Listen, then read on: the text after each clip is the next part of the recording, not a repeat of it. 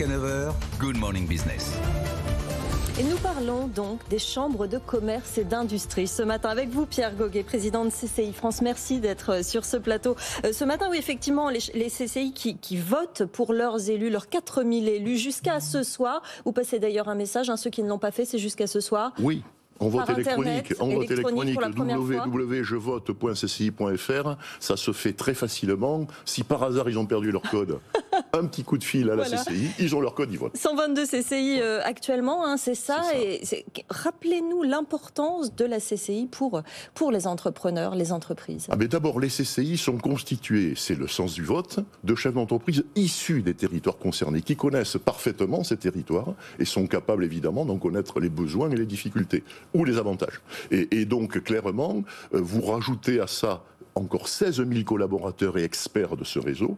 Vous avez à la disposition de chaque territoire un panel de compétences qui va de la création d'une entreprise jusqu'à sa transmission, l'international, le financement, le numérique, la RSE. En fait, on accompagne la vie des entreprises d'une manière globale et leur développement.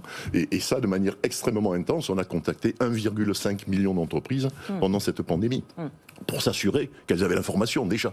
Alors, je suis chef d'entreprise. Déjà, je cotise, parce qu'il y a une partie de la anciennement taxe professionnelle qui va au CCI. Ça me coûte à peu près, je suis patron de PME, ça me coûte combien par an ? La moyenne a été faite, c'est de l'ordre de 100 € par an. Bon, 100 € par an, et avec ça, j'ai le droit à quoi comme type de service ? À tout ? Vous avez droit à tout, au niveau de tout ce qui est le collectif, l'information, les lettres, les réunions, les forums d'entreprise. Parce que ce qu'il faut dans ces périodes-là, c'est que les chefs d'entreprise ne restent pas isolés. Vous avez toutes les possibilités de rencontrer. Vous savez que les chefs d'entreprise, c'est la rencontre de réseaux différents. C'est l'interconnexion. C'est là que c'est fertile. Les grands groupes rencontrent les petits, les commerçants, les artisans, les indépendants et les industriels sont là. Ouais. J'ai vu par exemple que vous aviez fait un groupe hydrogène pour aider tous les acteurs de la filière qui est en train d'exploser, d'émerger. On a créé une vraie communauté, On a même eu la surprise en lançant ça de s'apercevoir du foisonnement qu'il y avait déjà autour de ça. C'est vrai, Donc on a voulu le structurer. On l'a mis en liaison avec France Hydrogène, avec Madame Magnès Pannier-Runacher. Et derrière, on est maintenant en accompagnement. Et surtout, on est déjà dans la formation des métiers. Il va falloir des jeunes pour assurer la maintenance, pour assurer le développement, la distribution. Tout ça n'existe pas. On va le créer comme on avait créé un CFA de la fibre au milieu du Cantal. Parce que ça correspond effectivement à des besoins. J'imagine que ça dépend des territoires, mais quel pourcentage d'entreprises sont en contact régulier avec leur CCI? En moyenne, c'est un peu plus du tiers des entreprises. Ce qui est peu, vous avez raison. Et par contre, cette pandémie en a amené beaucoup plus, évidemment. Et ce que je peux dire, c'est qu'à chaque entreprise qui consomme chambre, appelons-le comme ça, il revient. Deux, on vient de faire, par OpinionWay, une enquête globale sur le niveau de satisfaction qualitatif. La note qui ressort, qui est la première fois que l'on fait ça, est de 8,2 sur 10. On peut sûrement faire mieux, mais c'est déjà une très bonne note qui montre que les chefs d'entreprise sont satisfaits de ce qu'ils y trouvent. C'est pour ça qu'ils y reviennent dès qu'ils ont tapé à la porte. Et alors, ces élections, donc c'est pour les 5 années à venir. C'est pour les 5 années à venir.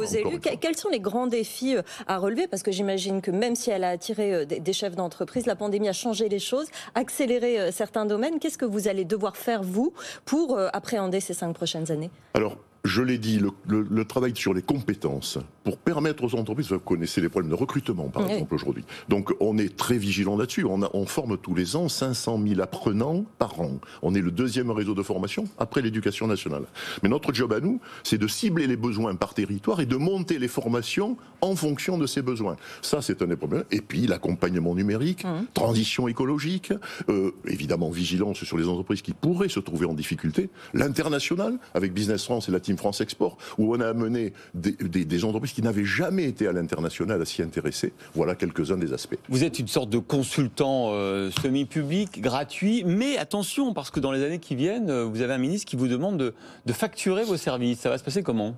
Alors écoutez, depuis effectivement la loi Pacte, le modèle économique des chambres doit évoluer dans ce sens-là, et il évoluera. On a construit une offre nationale de services avec une tarification nationale qui est diffusée dans toutes les chambres de manière homogène, et petit à petit, effectivement, les chambres seront amenées à faire ça. Mais en réalité, si vous démontrez, et on est capable de le faire, une valeur ajoutée, une véritable utilité pour l'entreprise, il n'y aura pas de difficulté, si vous voulez. C'est ça notre défi, c'est de monter partout à un niveau de compétence tel que le retour sur investissement pour l'entreprise soit extrêmement visible et auquel cas il n'y aura pas de difficulté.